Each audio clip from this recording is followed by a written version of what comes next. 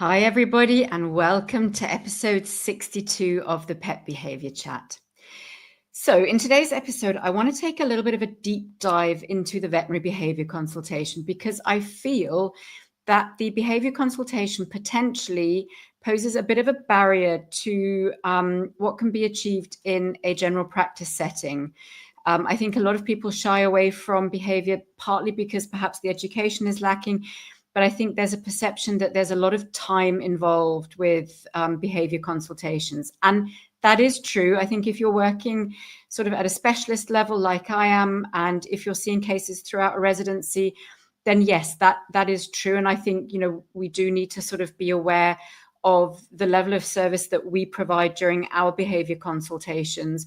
So my initial consultations have historically always been up to 2 hours, although I also actually want to caveat that with sometimes 2 hours is a long time, especially if you're seeing patients in person. If you've got dogs in the consultation room that are fearful and anxious, those 2 hours can be a lot for them. And sometimes also for the caregivers, that sort of 2-hour time span can be a lot. And they potentially leave the consultation, not really knowing, like, what did we actually just talk about? What are the important points to take away? What are the kind of the top 3 must-dos? There's a lot of information that can be provided in that initial consultation, but how much of that is then retained by the caregiver? Because obviously there's also a lot of emotional overlay, plus concern for the pet in that moment.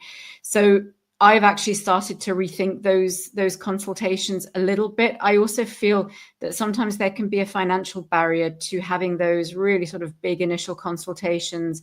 A lot of clients balk a little bit at the cost of an initial consultation because, it is that level of time or that amount of time that you're charging for.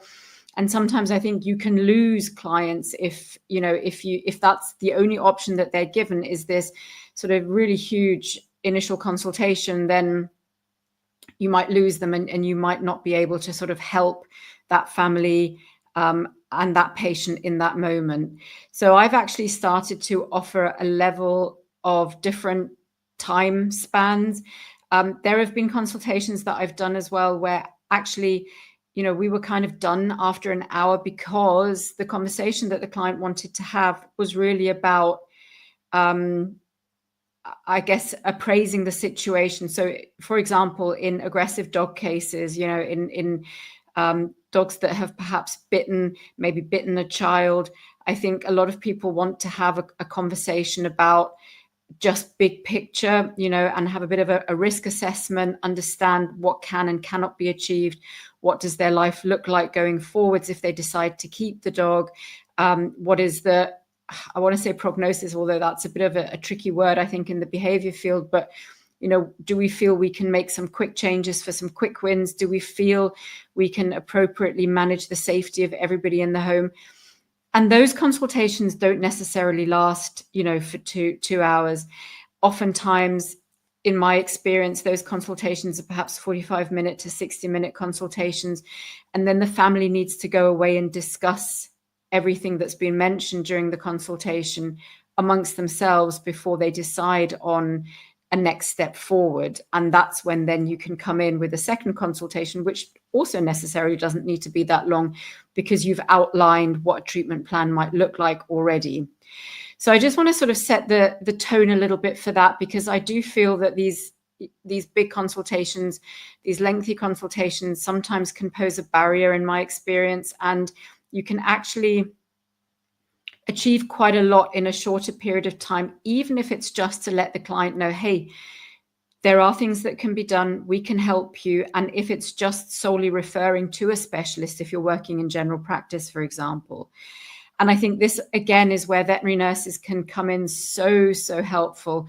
I did a lovely podcast episode with Nikki McLeod, who is a veterinary nurse working up in Scotland in the UK, which I'll also put into the show notes. So if anybody wants to understand a little bit more about the nurse's role, that's a great episode to listen to. But I think this is where we can really utilize some of our support staff and support team if it's not something that the vets themselves necessarily feel comfortable getting involved with and maybe don't have the time to get involved with. And with that in mind, I want to point you towards an amazing paper and an amazing resource that came out in 2023, so last year, so very recent, actually a paper by one of my colleagues, Margaret Duxbury, who is also a diplomat of the American College of Veterinary Behaviorists. And she did a really lovely study looking at, in a general practice setting, looking at the difference that a very short questionnaire provided to the client prior to their consultation with a vet. And this was not a behavior consultation. This was just a regular consultation. So the client came into the veterinary clinic, and part of the clients were not presented with this short behavior questionnaire, and part of the clients were provided with this short behavior questionnaire. Now, when I say short, I mean 8 questions. That's it. So there's a separate canine one and there's a separate feline one, and it asks very broad and general sort of questions relating to some of the big topics that we see in behavior medicine. So, for example, for the dogs, there's a question related to aggressive behaviors. There's a question related to separation anxiety. There's a question related to canine cognitive dysfunction. There's a question related to noise phobias. So it's kind of hitting all of those sort of big notes, if you like, that might alert the veterinarian to, oh, actually, there is potentially a behavior problem here that we need to consider. And then for cats, very similar, but just sort of kind of, geared more towards the feline patient. So again, talking about some of the things we see more commonly. So over-grooming in cats, adding a new feline addition to the home. There are questions about feline cognitive decline. So again, just hitting some of the real sort of high notes of, obviously eliminating outside of the litter box, hitting some of the real high notes that we would see in feline behavior medicine. And the outcome of the study, and I'm going to put the paper in the show notes as well, it's really an interesting read. The outcome of the study was that for the clients that weren't prompted, so that weren't given the questionnaire before they went in to see the vet, they did not mention anything about any behavioral challenges. So if not prompted, they wouldn't, I guess, ask the vet or state their concerns around behavior or sort of volunteer any information. So let's say maybe the client was going in for a vaccine appointment and the vet asked, how is everything? They would say it's all fine. They wouldn't consider mentioning a behavioral presentation in that context if not prompted by the questionnaire beforehand. However, if they did receive the question before they went into the consultation, they were very much prompted to mention that to the veterinarian and to start a conversation around that. And then, what is then done afterwards depends on each individual practice, depending on whether there is somebody within that practice that has some interest in behavior, but definitely can prompt referral to a non-veterinary behaviorist or ideally a veterinary behaviorist. And might also alert to some sort of medical rule outs that might need to be done, right? So for cats urinating outside of the litter box, making sure that we don't have any physical medical contributors to that. So I think it's such a valuable thing to do, and it can be given to clients while they're in the waiting room. This is actually something that I haven't yet, but I'm going to implement in my practice as well. Because the questionnaire is so very short, it's really sort of easy for clients to, it's just a tick box, yes or no. And it's something that they can fill in as they're waiting for the vet to arrive for the consultation. And it just brings awareness to some of these behavioral presentations that perhaps either aren't thought about, or if they are thought about, clients might not know where to go to get help. So having that questionnaire presented to them in the veterinary clinic actually makes that connection between, oh, my pet might have a behavioral problem and I'm in the right place, my vet can help me with this, or certainly my vet can point me in the right direction of where to get help, and can, sort of discuss with me whether this is actually something I need to be worried about or not. So yeah, I just wanted to kind of start off with that because I want to try and break down some of the barriers of actually performing not behavior consultations, that's not what I mean, but becoming slightly more behavior savvy, I guess, in a general practice setting, and just having some easy methods in which to sort of raise some of the concerns. We know that canine and feline cognitive dysfunction in our older pets is one of the most underdiagnosed conditions there is, and it could pose a true welfare concern for these older animals. So it just kind of opens the door to having some of these conversations and to guiding caregivers into seeking help or providing help for them if you're in that general practice setting. And as I mentioned, nurses are such brilliant resources here. If you have a nurse that has, in any kind of interest in behavior, and I think as, sort of behavior medicine is getting more and more popular, I think more and more nurses are getting excited about learning more about this, and even your reception team. So I think, again, they can be so very much kind of brought into this conversation because they would potentially be the ones handing the questionnaires to the clients, just saying, oh, we've got this new questionnaire, would you be able to fill this in before the vet comes to the consultation? Because the vet can look at it at one glance and understand if we have concerns or not. So it's really kind of a whole team approach. But yeah, for me, I feel very passionately about breaking down some of these barriers and incorporating small pieces of behavioral medicine into general practice so that we can do a better job for our patients and our clients. Okay, so that was the first sort of thing I wanted to touch on. The second thing that I wanted to touch on is behavior consultations can be sensitive. Oftentimes you're talking about topics that affect the family dynamic. It could be that, there have been arguments within the family or disagreements within the family about the pet's behavior. One party within the family, might be at a point where they've just had enough and they're ready to give up, whereas another party might not. We oftentimes get a lot of caregivers feeling guilt, or if they've done something wrong. The amount of times that I've had clients say to me, I know this is probably all my fault, but I know that I've probably done everything wrong. I know I probably shouldn't have done X, Y, Z. And I think there's a lot of guilt and a lot of shame around caregivers or for caregivers that are living with a pet with behavior problems. And this is really where we as vets, and certainly as veterinary behaviorists, or if we're developing into the field of behavior medicine, or if we're developing a special interest in that, is where we have to get really great at our sort of coaching skills almost. So I actually did a coaching qualification, a life coaching, if you like, a life coaching qualification, which is completely separate from veterinary medicine. In 2014, I completed the qualification, and it was actually on the back of I had some of my own personal struggles around 2012, 2013, and I actually sought a coach to help me work through some of those issues. And I found it such an effective and valuable tool that I actually decided to go ahead and do a coaching qualification myself.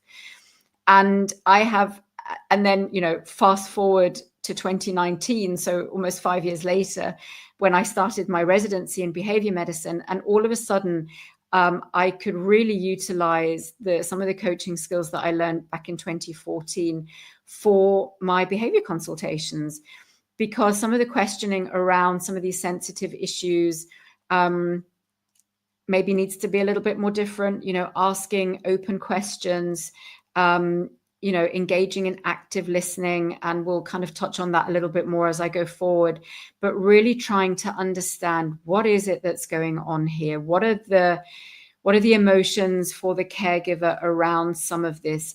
Because one of the things that I have definitely found doing this work and becoming a behavior specialist is that if we don't tap into the caregivers' wants, needs, emotions, barriers, then it's going to become very difficult for us to affect behavior change in the pet.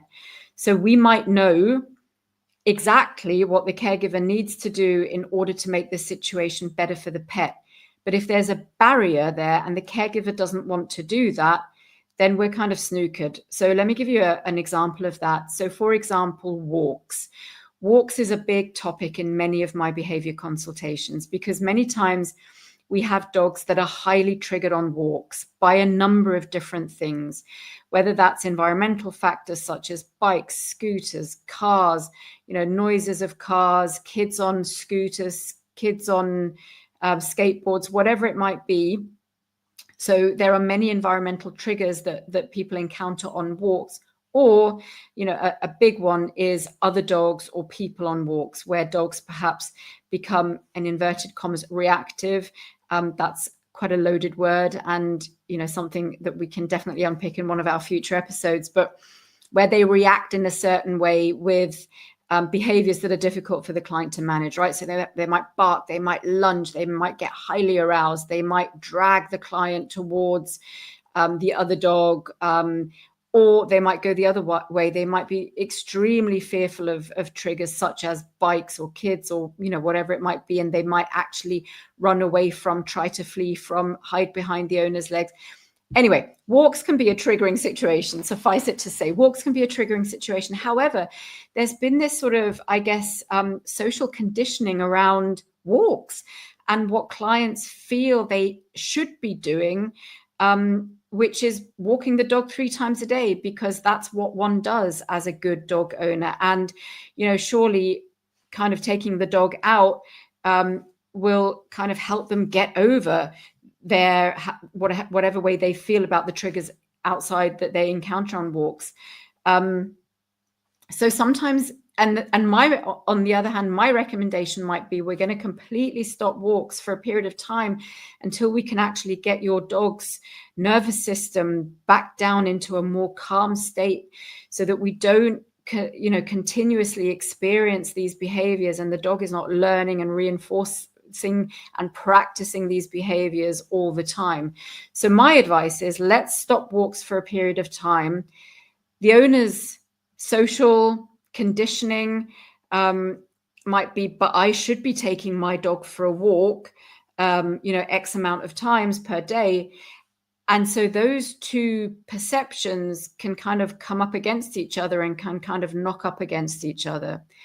So, and if we're not actively listening for that, and if we're not seeing that, if we're not recognizing that, and if we're not bringing that up as a conversation point, so, hey, why are walks so important to you? It might be that the client sees that as their form of exercise, right? They one of the reasons they got a dog was so that they get out and about more and they get out on walks more. So that's kind of the reason for it.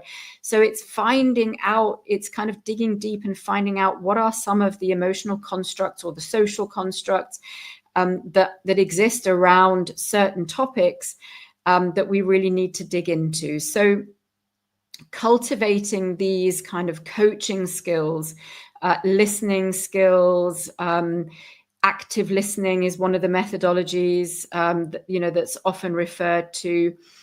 Hang on, there's one other one which I can't remember now, something interrogation, which I'll find and I'll put in the show notes. So there are a number of different methodologies. I've definitely found the coaching space to have provided me with good skills in that field. So yeah, I think that's another sort of thing. And again, this doesn't have to be in a 2-hour consultation.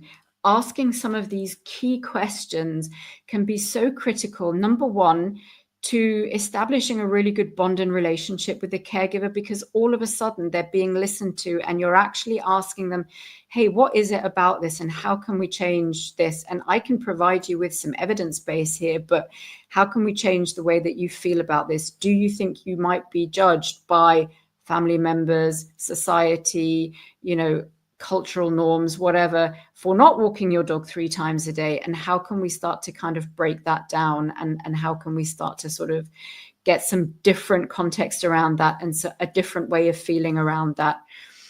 So, and it could be that, all you ask are 2 really, really powerful questions within the time you have available to you, whether that's during a 20-minute consultation or a 60-minute consultation or a 2-hour consultation. It might be that you ask just a small number of very, very powerful questions that all of a sudden changes the way the client feels, changes their relationship with you, opens up the door and the realm of possibility for helping this pet further, and for suggesting something like referral, or for suggesting, hey, we've got a nurse that's really interested in behavior. Why don't I book you in for a consultation with her so that we can dig even deeper? And this is also a great skill for nurses to become really proficient at, because I think it's going to really support the vets, in what they're doing. And obviously, as vets, a lot of the time we already have these good communication skills in place, and sometimes we don't. As new graduates, we need to develop these communication skills and coaching skills. But I think, especially in the realm of behavior, because it is such a sensitive topic, and because there is so much emotion, feeling, all the things around it, kind of the big fields, the conflict within the families, the not knowing what to do for the best, not knowing if they're doing things right, the guilt, the shame, all of those things. I think being able to ask a couple of really powerful questions and tap into that space, I think is really, really important. So that's something that I would encourage anybody who wants to kind of dig a little bit deeper into behavior work to have a look at and see, whether you can develop further, or what are the types of questions that might make those differences, or that might help break down some of those barriers that clients have. So that's the second big topic I wanted to touch on, is kind of the sensitivity and how we as professionals can actually, get a little bit more value for our clients and a little bit more information from our clients as to what's truly important to them and what's truly going to make the difference for the pet, to help them in their emotional health journeys. Okay, the final thing that I wanted to touch on are outcomes, because, and this kind of follows on a little bit from what I've just talked about, the second piece, but outcomes is really interesting, because oftentimes I get sent questionnaires from caregivers, from clients, and I have a couple of questions in my questionnaires which are around, what are your primary concerns? What's your primary concern number 1, 2, 3, and 4? And, absolutely, caregivers fill this out brilliantly. They state exactly what their main concerns are. And you kind of go through them and you see, okay, that there might be something around separation here, or there might be something around urinating outside of the litter box, for example. And then, we've maybe got a couple of sort of secondary concerns. And then as I read on further into through the questionnaire, I have a section relatively towards the end that talks about aggressive behaviors. And all of a sudden, I understand that actually the same pet has perhaps bitten, members of the family, or there have been aggressive events, bites, maybe to other dogs, either within the family or outside of the family. And there are some kind of really big issues here, but they haven't made it to the primary concerns list of the caregiver. So this, of course, when I read this is a concern for me. I'm thinking, gosh, okay, what's going on here? Is everybody safe? What kind of emotional sort of state is the dog or the cat in to be performing these behaviors here? A feline example of this might be that we've got primary concern is urination outside of the litter box, which absolutely, yes, is a primary concern. And then further down the questionnaire, we've also got quite significant intercat aggression. But again, that maybe hasn't made it onto the primary concern list because it's not the primary concern for the caregiver. So it's kind of reading between the lines in the questionnaires and filtering out what actually else have we got going on. But when we have the consultation with the caregiver, we absolutely need to focus on their primary outcome. What is their outcome? What is it that's made them reach out to you? Why is it that they've contacted you? Why is it that they've taken the time to fill in this lengthy questionnaire, to spend the money on a consultation with you? What is the outcome that they want to achieve? And whilst I will absolutely address the client's primary outcome, I will at some point also kind of feed in, and I also read in the questionnaire that there have been some bites. How does this all sort of feed into your concerns and the behaviors? Is that something that you'd like me to address? Maybe not today, maybe at some point in the future. tell me a little bit more about that. How does that kind of interlink maybe with the primary concern? Is it a completely separate problem? Is it something that's co-related, which oftentimes it is? So, and again, I come back to what is it that we need to address? What is it that we need to do in the consultation in order to try and get the best outcomes possible for the pet, because the pet is our main patient, of course, but how do we affect the mental and emotional health and welfare of the pet through the caregiver, and by also taking seriously their primary outcome goals and maybe raising their awareness around some of the other things that we've seen that we might find concerning. So that outcome piece is really, really important. And because again, I think it goes back to how can we affect the most change? How can we do the best job possible for the pet and of course our caregiver, while being empathetic and sympathetic to the client needs, but also being very, very aware of the pet needs in that moment and how we can sort of get the client on board in order to achieve the very best outcomes for everybody. And I always say to clients, yes, your pet is my primary patient, of course. However, the welfare of everybody in this situation is my utmost concern. And that is, reducing risk, for example, if we do have aggressive behaviors, but really kind of honing in on what is it the client needs in the moment. Because if I can do a good job with that, perhaps with the primary concern, maybe they're going to trust me more in order to also take on board some of the concerns that I might have seen throughout the consultation, when watching the pet, when watching the videos, when reading through the questionnaire, to have a really good, comprehensive welfare outcome for everybody. So that outcome piece, I think, is quite important. And again, a lot of it is to do with relationship building. It's actually really interesting. So when I came back from my study leave for my American board exams, so I didn't see regular clinical cases for a couple of months. I saw some emergency cases where we had bites in the family. So I definitely saw those even whilst I was studying. But a lot of my regular clients, we kind of pushed follow-up appointments back to after I'd finished my exams, and I had kind of a whole week of catching up with follow-up appointments and seeing clients that I perhaps hadn't seen for a couple of months. And the thing that struck me after this study leave was the level of relationship that I had managed to build with my clients. I got back on calls with them, and somehow many of the cases that I'd been working at quite hard in the previous months and years had not resolved, but had shifted, because the caregivers had somehow made peace maybe with some of the things that they were struggling with initially. So, wanting their pet to be a certain way, but understanding and making peace with the fact that maybe that wasn't going to be the case.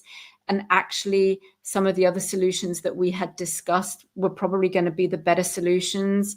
And I strongly felt that it was because of the conversations that we had, the relationship that we were able to build, and maybe a little bit of time that had elapsed whilst I was on study leave.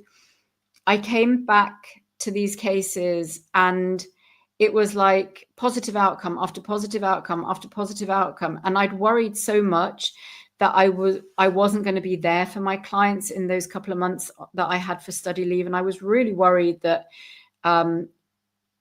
maybe there would have been a deterioration in behavior, or maybe things would have gotten worse, or maybe my clients would have been mad with me for not being there for them in that period of time.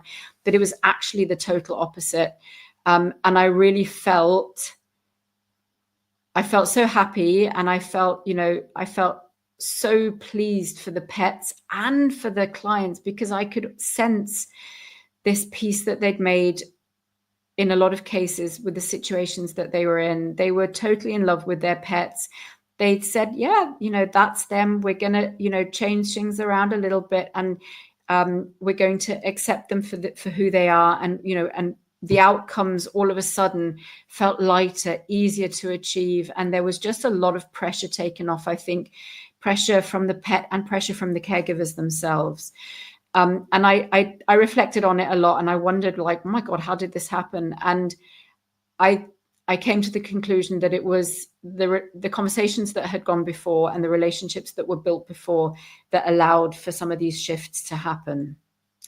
So that's where I'm going to leave things today. So this was a bit of a deep dive. I wanted to touch on, I guess, some of the more nuanced things around behavior consultations. I think it's really easy to sort of talk about, here's what we do, here's the questions that we ask, this is how we set up a treatment plan. But I think sometimes it's talking about some of these nuanced points and some of these sort of, I guess, relationship-based and more sort of emotional, health and welfare-based topics for both the pet and the caregiver that can sometimes bring about the biggest changes. And really importantly, what I stressed at the beginning of the podcast, you know, the breaking down barriers and making it easier for clients to have access to you and to lose some of the rigidity around what we feel a behavior consultation should be like or should look like, and actually see, what do the clients need, what do the pets need, what's going to make the biggest difference, how am I going to be able to make the biggest change for the pet's health, because at the end of the day, that's what we're there for. So I hope you found this episode helpful. I hope you found it informative. I actually really enjoyed recording this and talking about some of these things. So I hope you enjoyed listening. Thank you for listening. I'm going to put Margaret Duxbury's paper in the show notes, and I'm going to also link to the episode that I mentioned earlier. And I hope you have a lovely day, and I will see everybody next week. Bye for now.